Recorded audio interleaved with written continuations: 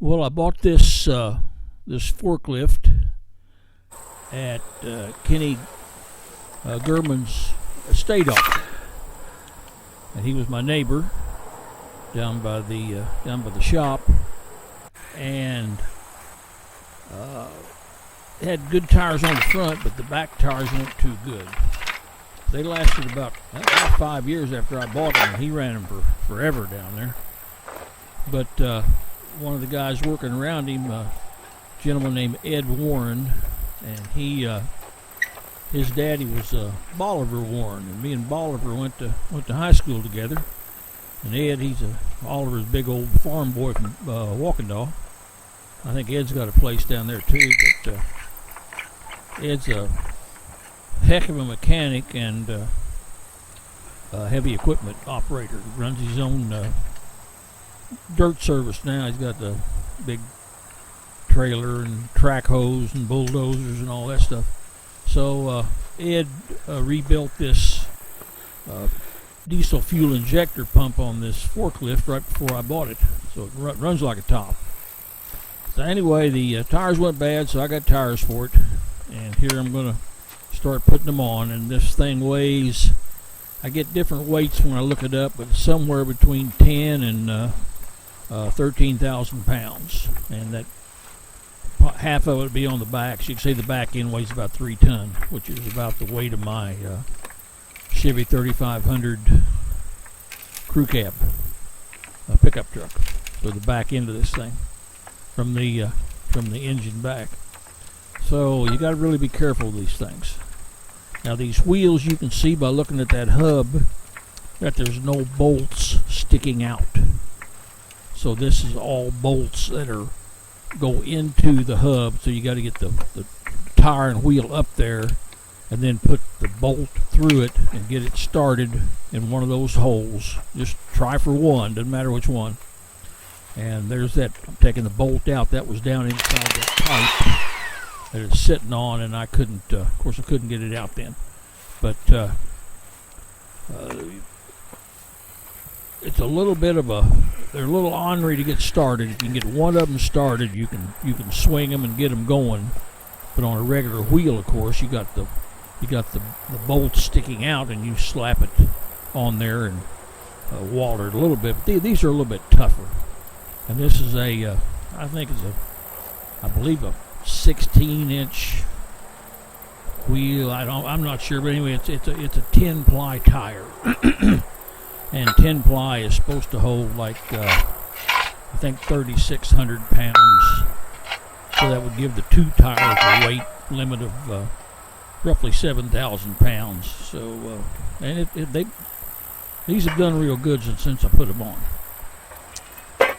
So got the metal there that keeps it from sinking down in the ground, and then now these took a little longer to get on than one that's going to show here, because I had to waller with them a while, and I know nobody wants to sit and watch that. But you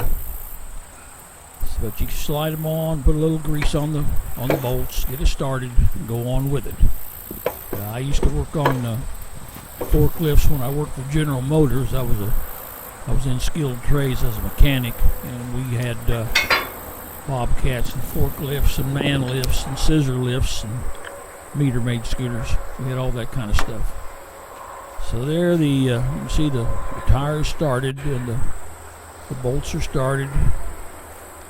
And we're going to grab the 3/4 impact. That's a snap-on.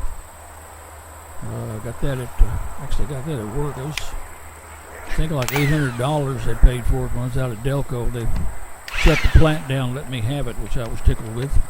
Pretty good impact.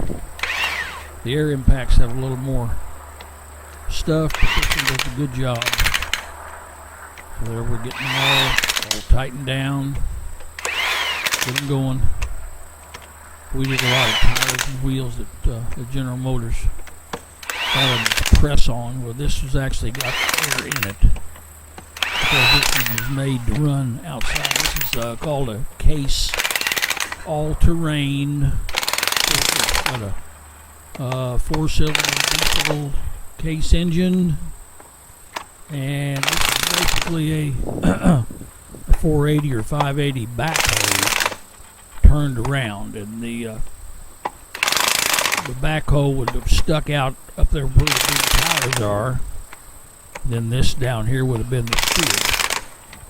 And the same frame is made for a backhoe as for this forklift.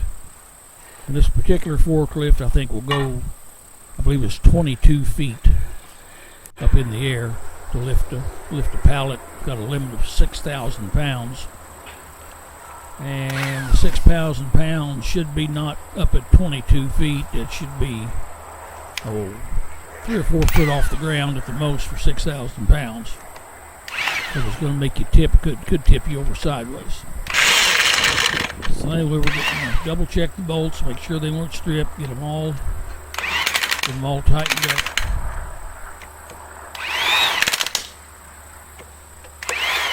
We did a lot of different stuff to the equipment.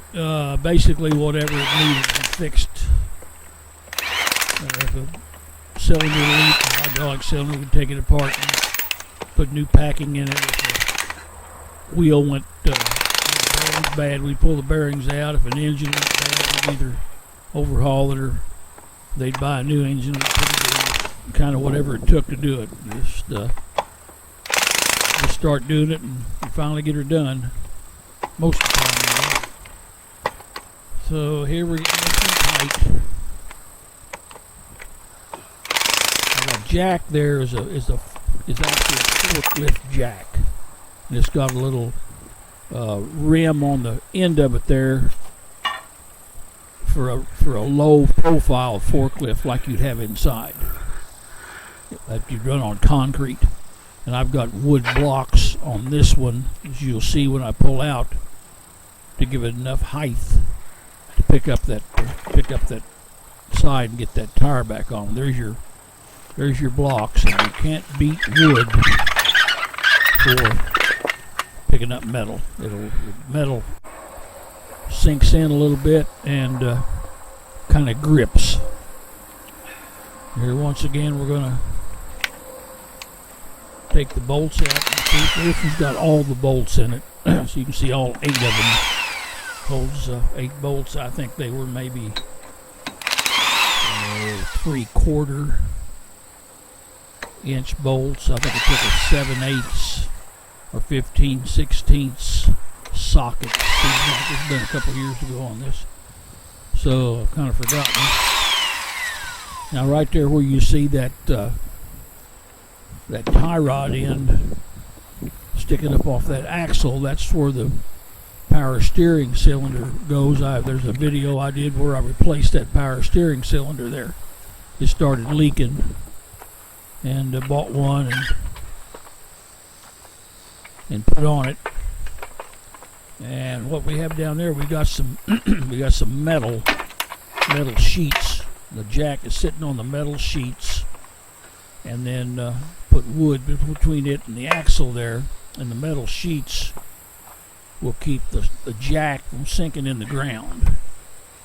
So, and I think the metal was 1/4 or 5/16 thick, and there's 2 sheets on top of each other, and then that round piece of pipe there looks like 3 sheets on it, but you can see there how it'll go up, and it's pretty clear on this side. The sun was favoring this for the video, and we got to get it up off that piece of pipe, because there's one bolt that was down in that pipe, and we got to get that off before we try to put the tire and wheel on. So and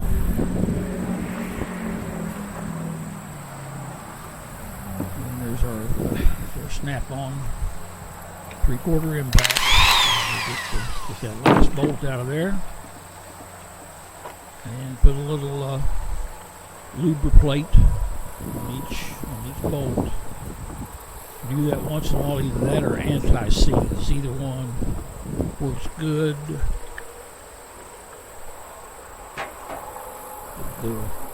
This is actually white lithium, they call it white lithium grease. But the brand name is Lubber Plate. It's about as good as you can get. I think a tube like that cost about $3. And last, you can see the thickness on the pipe there that we held it up with. I think that's 1/2 inch, I believe, but it'll hold a lot. You can hold a building up with that piece of pipe. Actually, there's our chutes. Well, that's kind of a thick one there coming up, and put it in there. So yeah, we are going to move them just in case it would make the tire too high.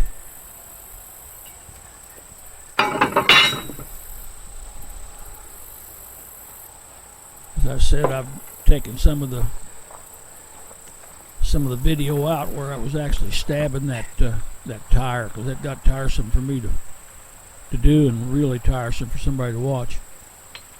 But if you can get 1 or 2 bolts started on any of these, then you can swivel the tire and get the rest of them, and it works out pretty good.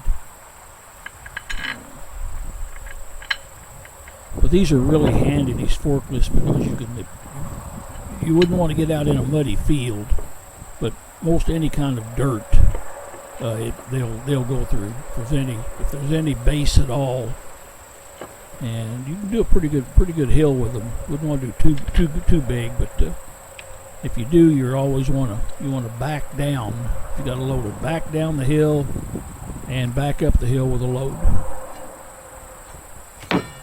That's just the safe way to do it. I used to teach safety when I was in our motors on these fork trucks, and when I was out of Delco, I actually licensed the drivers. Had to give them a test, train them, license them. They got real sticky towards the end on that hadn't been trained.